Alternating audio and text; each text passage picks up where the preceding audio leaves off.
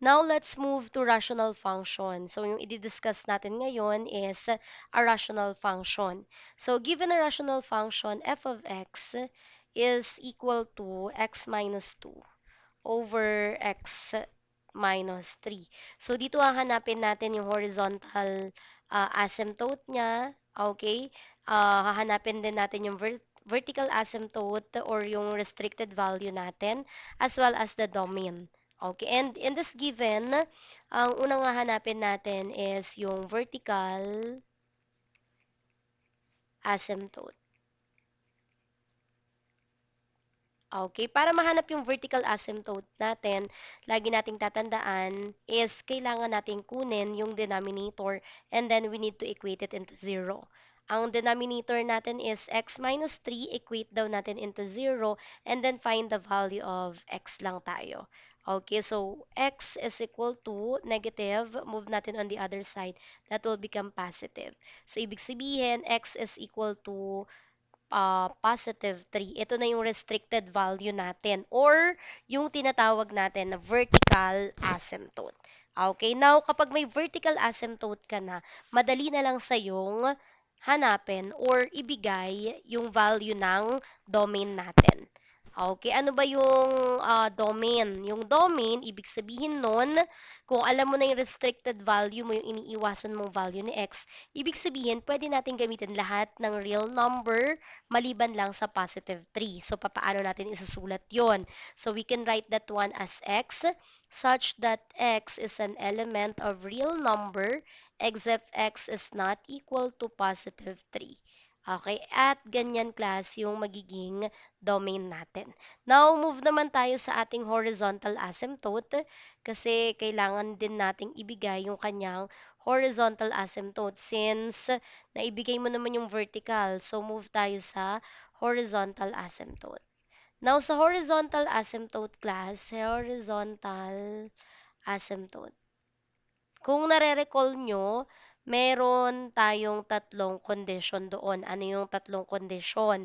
Yung unang condition kay horizontal asymptote, kapag yung exponent ng numerator, okay, is less than the exponent of denominator, then ang sagot doon ay y is equal to 0.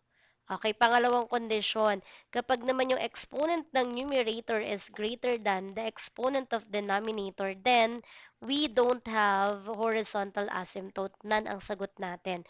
Now, number 3, kapag naman equal yung exponent ng numerator doon sa exponent ng denominator, all we need to do is to get the numerical coefficient of numerator and denominator and then divide lang po natin.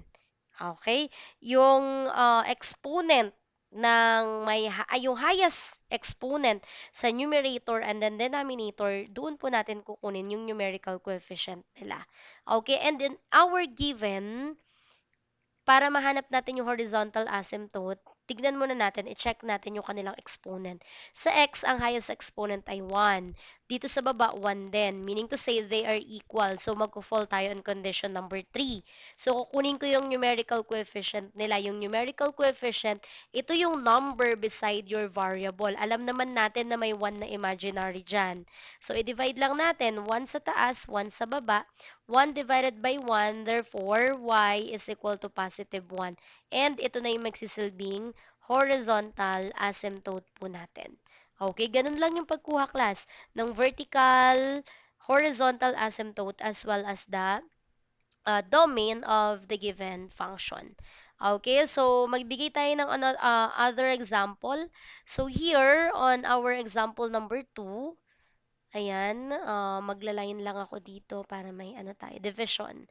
Okay, an example number 2, we have f of x is equal to x minus 1 over x squared minus x minus 6. Okay, so dito class, magiging dalawa na yung value ng ating vertical asymptote. Okay, paano ko nasabing dalawa? Kasi class, yung highest degree of exponent mo ay 2. Meaning to say, dalawa na rin yung magiging value ng x natin dito.